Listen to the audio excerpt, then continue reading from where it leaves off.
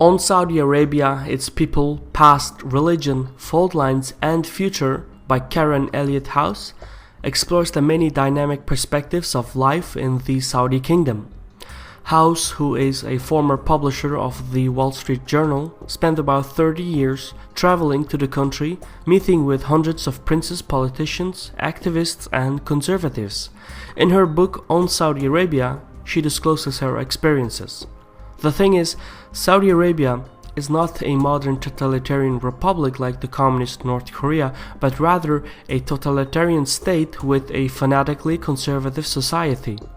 Of all the nations in the world, the Saudi kingdom is perhaps the most distinct country from the Western world. On Saudi Arabia reveals how this mysterious country, which is a top producer of oil and radical Muslims, attempts to balance the oil revenues, the religious establishment, and the restrictions on its citizens. My name is Shirvan and welcome to a Caspian Report review for the bookshelf. For thousands of years, the Arabs of Najd struggled to survive in the vast and harsh deserts.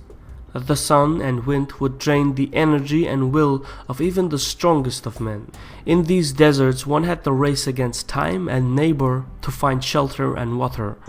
The limited amount of resources meant that it could be used as a leverage. Sometimes it was beneficial to share, and sometimes you had to hide the resources in order to crush your rivals. These extreme conditions brought forth a nomadic people with a suspicious mindset. They didn't trust each other and they had even less faith in outsiders. This rough world had little room for leisure such as art and the appreciation of beauty. Thus, the nomadic Arabs developed a culture that was mostly devoid of these elements.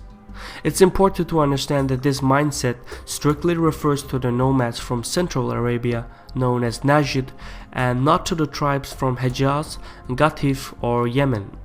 So, why am I telling you how life was like in Najd 1,000 years ago? Because geography determines destiny. The mindset of every nation is shaped throughout the centuries by its shared experience and geography. The nomadic way of life explains how the modern Saudi mindset evolved through time. It explains why movie theaters and concerts are banned. It explains the lack of a rule of law. Take what you can, and if you get away with it, then it must be the way things work.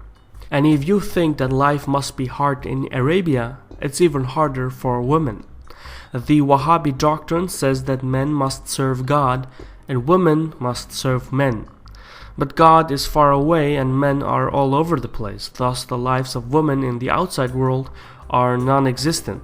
However, Western women like House are treated as honorable men, so they are allowed to travel, visit, and conduct their businesses. This rule is what allowed the author to conduct her research, interviews, and travel throughout the kingdom. No Saudi men, let alone women, would be allowed this much freedom. However, Saudi Arabia is changing, not because the leadership wants it to, but because technology forces it to. Due to the internet, the informational barrier that existed in the country is collapsing.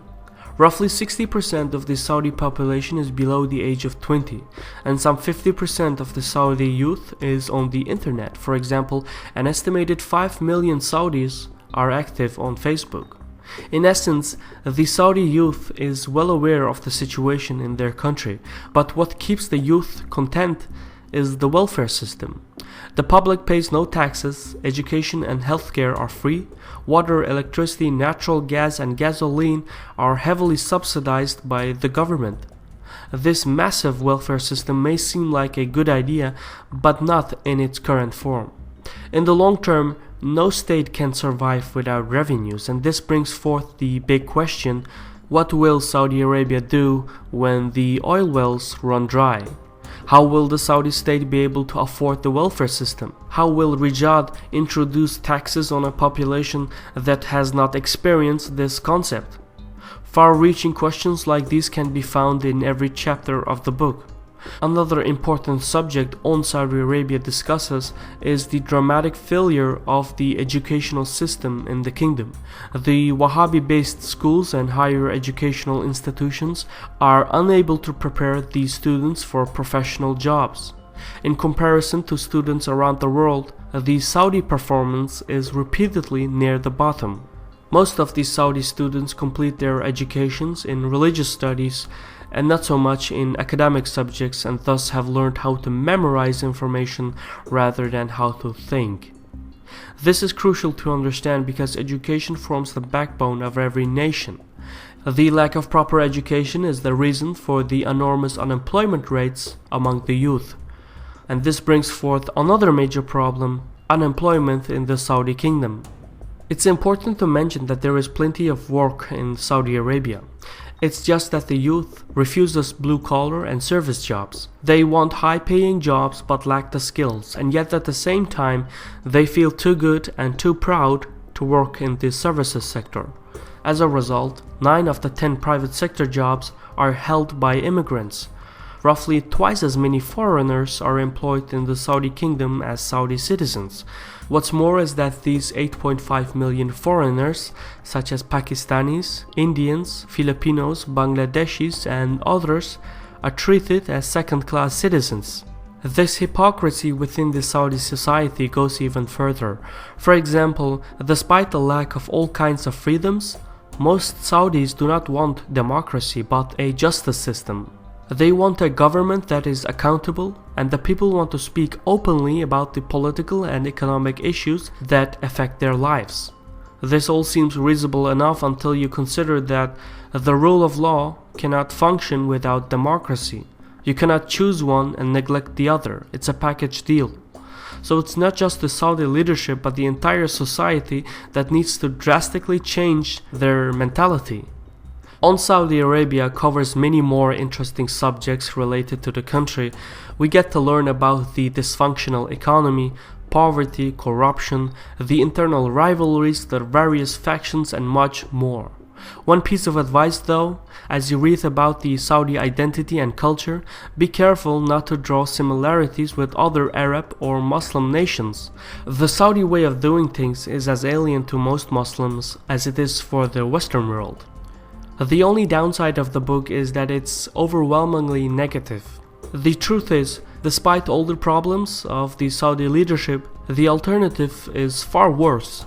We're talking about a nation whose youth is undereducated, inexperienced, and unemployed. It's exactly this group of people that is ripe for recruitment by radical Islamic groups. So despite all the negativity, the Saudi leadership is preferable to the alternative. Any extended revolt in the country, no matter how well intended, will be hijacked by radical Muslims. In this context, the domestic problems of Saudi Arabia quickly become an international problem. This final point is one of the reasons why I'm recommending this book. Most people don't realize how important Saudi Arabia is.